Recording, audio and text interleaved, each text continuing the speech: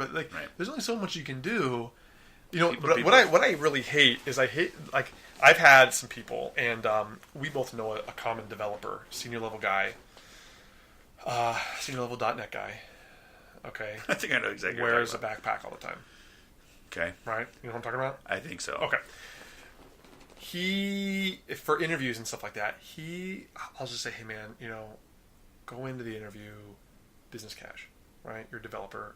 People are paying you for your mind and your ability, but you need to kind of present something. And he's just like, F that. I'm not wearing that garbage. I'm not going into this interview. I'm going to wear what I want to wear because that's just what I want to wear. I'm going to wear jeans. I'm going to have food on my shirt for all I care. I don't care. I'm going to bring this damn backpack with me. And I'm like, oh my God. This might be the same candidate that passed out in an interview. Yes. For me. That's the one. Passed out, freaked out all the people in the interview. The hiring manager, like, they didn't hire him. They're like, he could probably do the job, but we were so freaked out from the interview and had to scramble to find a power bar. We just don't want to deal with that. Sorry. So same. Dude, this guy... Well, he flipped out on me one time. He flipped out on me and then later on came back and said, hey, I just want to make good in my life. I apologize for He flipped out on me, called me like a meat peddler or a flesh peddler or something like that, which is probably my favorite term on the planet. If you could call me a flesh peddler, you and I are best friends. Like, seriously, Shirts made. I'm changing my LinkedIn title. T-shirts made. Flesh peddler. Flesh peddler, probably the best phrase ever. In video games, I'm seriously going to name my characters Flesh Peddler from now on, and that's what it's going to be. So I had another situation, and I got to go because I got to pick up my kid here soon. So I had a situation back. I used to do some mortgage recruiting, and became very good friends with the hiring manager, who's a senior VP of mortgage, I guess, the operations manager. And I sent a girl in to interview for an underwriter role. And she's sitting there talking to her, asking her questions. And next thing you know, the lady's sitting there, kicks her shoe clear across the room. It flies up behind the hiring manager and hits the ceiling. And the lady's just like, what the hell? If you ever want like really good recruiting stories, man, just the mortgage business. Oh my gosh, we need to have a blooper episode where we just talk about all the crazy things that we've seen. Do you know one time I had to fire a guy? He was a contractor for a customer because he had really bad gas. Like, we had to fire him as a consultant because he couldn't get his flatulence under control, and it was killing the whole office.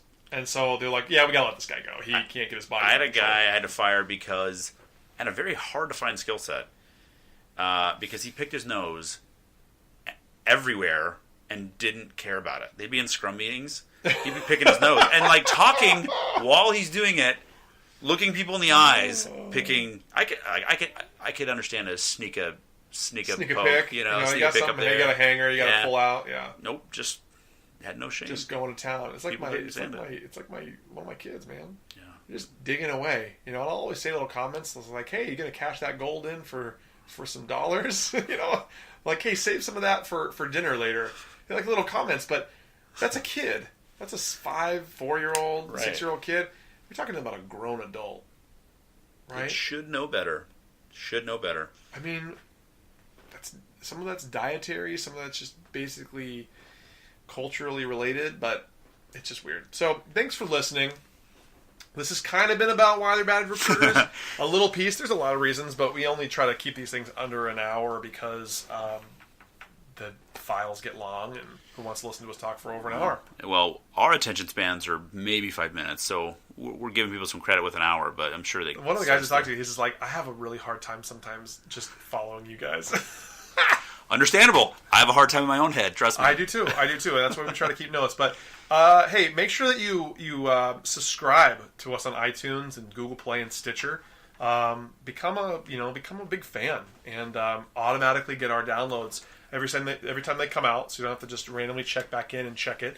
Like us on Facebook. Yeah, reach out to us. Tell us things you'd want to hear or you don't want to hear, or if it's like, hey guys, stop rambling. I mean, whatever it is, just let us know. We'd like to hear feedback because we're interested in it. I mean, we've actually got a lot of people. We've got over 400 downloads, 400 downloads so far in our 7 episodes. Right. We're going to give you 2 options. Option A, you like us. Option B, you don't like us. And no in between. So either tell us A or B. No, I'm kidding. Don't create an option C. No, we want the whole alphabet of options. We want you to tell us what you like, what you don't like, suggestions, because it helps us out and could add some fun stuff to the show too. So yeah, for sure. Thanks again.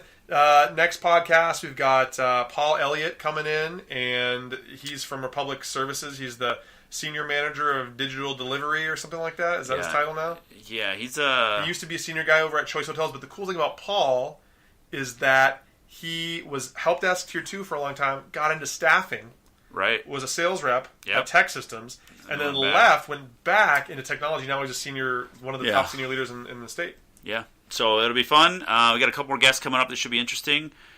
Just thanks for tuning in, guys. We're having a good time with this. Talk to you soon.